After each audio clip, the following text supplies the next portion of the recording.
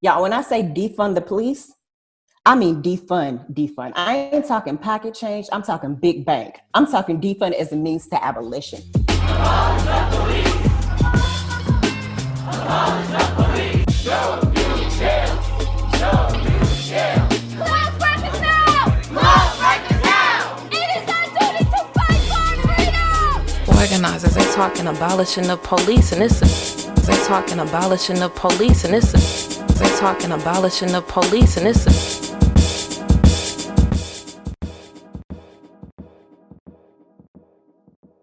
Defund the police involves imagining and building new ways to address problems that police will never be able to address.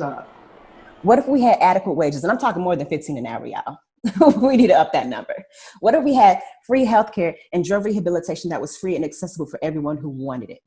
Gender violence services instead of the police, literacy instead of the police, mental and physical health care instead of the police, jobs instead of the police, housing instead of the police.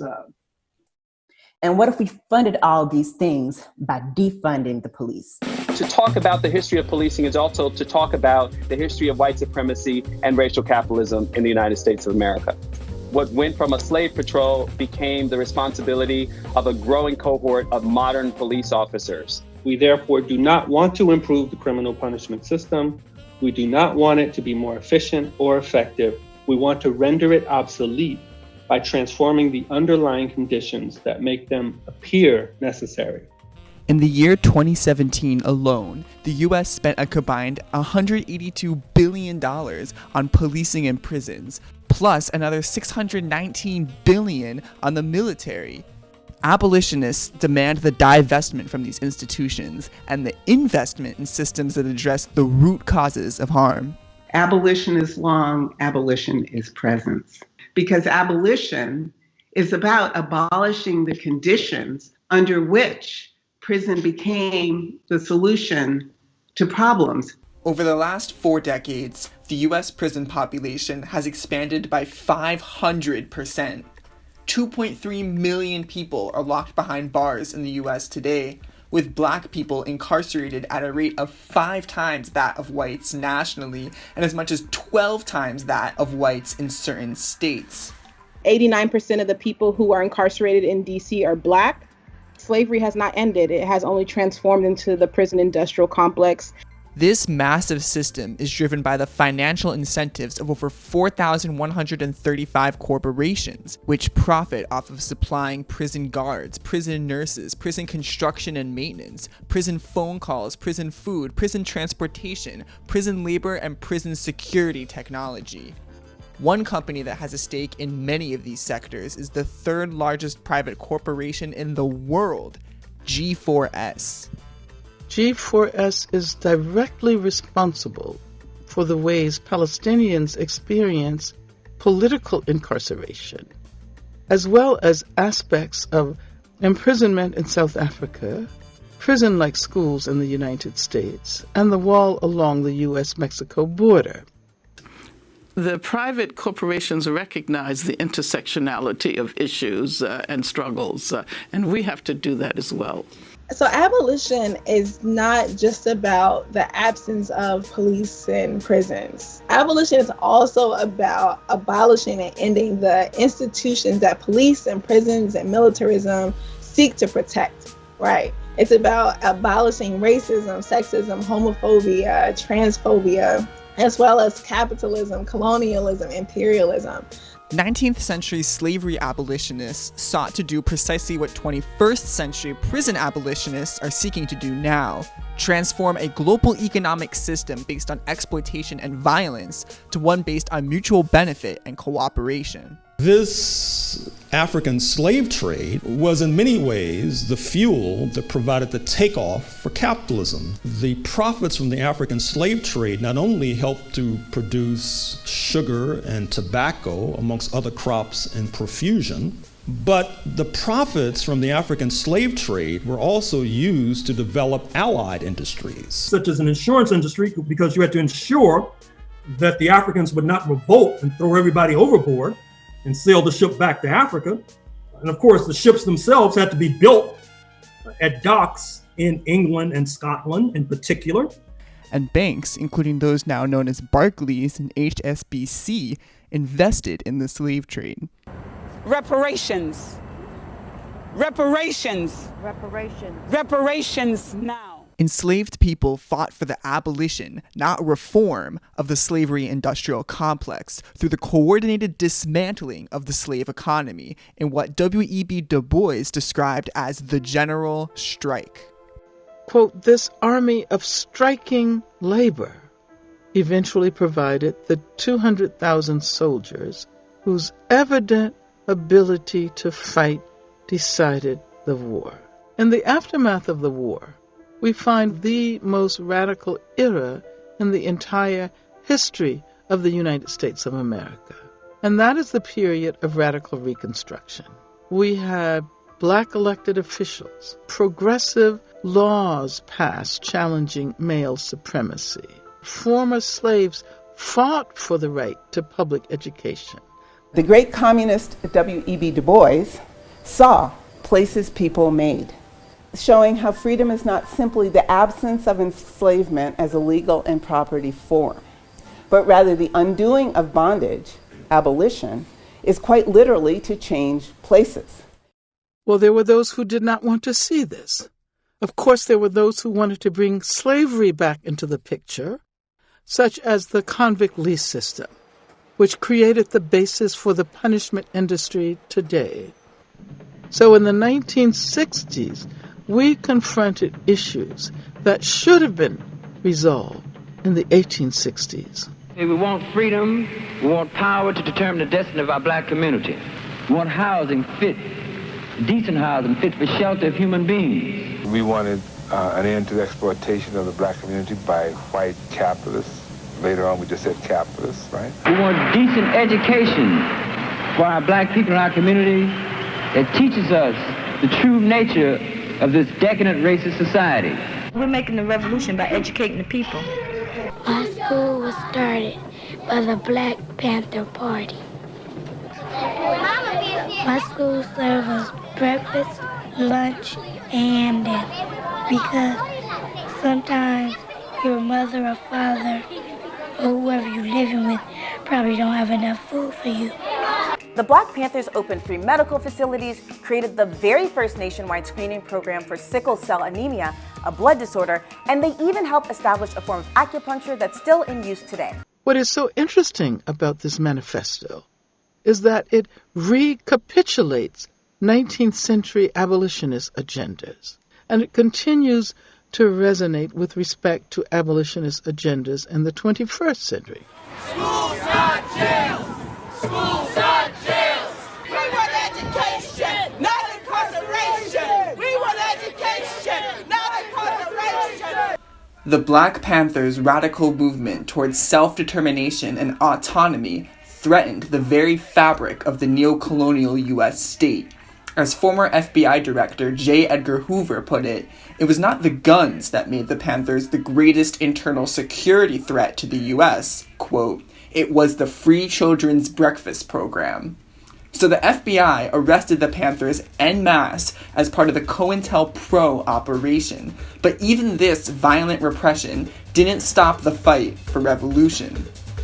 And we're going to say it after this, and after I'm locked up, and after everybody's locked up, that you can jail revolutionaries, but you can't jail a revolution. Bye. Even in prison, the Black Power movement continued behind the walls of San Quentin and Attica correctional facilities. We are not beasts, and we do not intend to be driven or beaten as such. The entire prison populace has set forth to change forever the ruthless brutalization and disregard for the lives of the prisoners here and throughout the United States. When Attica jumped off, the first set of demands that they wrote were the 5 immediate demands, and that's the one that includes transport to a non-imperialist country, amnesty. They asked for the state to take the walls down. The Attica uprising was initiated through the same tactic used by enslaved people in the Civil War, a general strike of all forced labor, effectively shutting down the prison. They then took the guards hostage and created a liberated space inside of the prison walls. incarcerated people identified labor as the point through which they could exercise power. The strike and uprising were eventually broken by state police, but the legacy of Attica and its uncompromising demands for abolition became only more vital as mass incarceration began to surge in the 1980s. By the 1980s, unemployment, homelessness, and poverty were at near record highs as the state busted unions and slashed public funds for education, healthcare, housing, and welfare. The subsequent rise of gentrification drove politicians to quote-unquote clean up the streets by not actually solving the underlying causes of poverty, but by instead attempting to move them elsewhere, disappearing poverty behind the walls of the prison. You must take back the streets. And you take back the streets by more cops, more prisons. And I'm totally opposed to defunding the police officers. The forced relocation of 2.3 million poor and racialized people out of their communities and into the prison cells also clears up space in the saturated job market, which over 70 million people today are effectively barred from participating in due to their designated criminal record. Which makes them, as I like to put it, documented not to work. Prison itself takes people out of the labor force. It neutralizes them as workers. Our political system is organized in such a way that the massive liquidation of huge amounts of people are required for capitalism to function properly. Abolitionists are building new types of economies, autonomous solidarity economies like Cooperation Jackson in Mississippi or Soulfire Farm in New York, to provide an alternative to the global capitalist system built on industries of policing, war, and imprisonment. Prison itself is a reform. Prisons haven't always existed.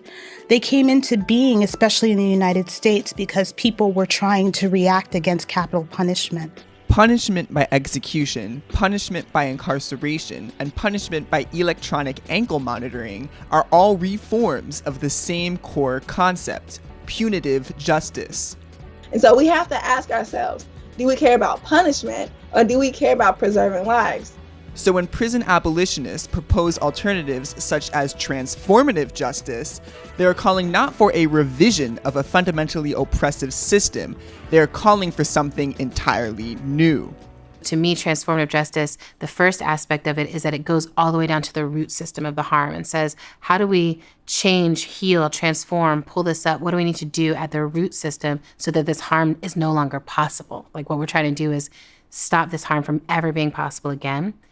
So if people are killing people because they're homophobic, prisons and police cannot stop people from being homophobic. They can put people in a cage, but it doesn't get to the heart of the problem. Transformative justice has its roots in indigenous practices of addressing harm, such as the Navajo peacemaking system. It has since been articulated by abolitionist feminist organizations like Insight Women of Color Against Violence and Sista to Sista. There's an organization that emerged in the 1990s called Sister to Sister, which is a group of predominantly Black and brown women in the Bushwick area, and they recognized that they had to address interpersonal violence and state violence. They couldn't necessarily rely on the police to help them, especially when police were coming into this community, their communities, and murdering people. So they tried to figure out a way to create a world without the police. They did workshops, they trained men. They had vigilance committees that would go save children and women in situations like that so they wouldn't have to call the police. And they did two things. They pretty much eliminated the police presence and they reduced domestic violence to almost nil. I worry that we're going to go the way of carceral feminisms, which is that we think we're going to end violence by using more violence. And really, prisons are violence. You know, I've got my little thing here called Prison is Not Feminist, because it isn't actually a feminist intervention. Prisons are violence. And so we have to think about other ways to try to address harm. People want to kind of sensationalize on the fact that I was a trans woman in a men's prison. I just want to say all prisons are fucked up. It wouldn't matter if I went to a women's prison. You know, they're talking about building a new trans prison in California. It's like, no prison is safe for no one. You know, you want to capitalize off of me through a fucked up system, and I'm not having it. You know what I'm saying?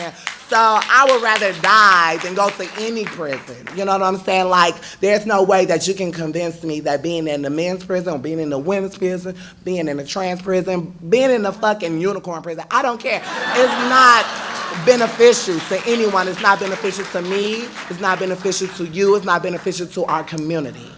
Abolition, feminism, now. Thank you very much.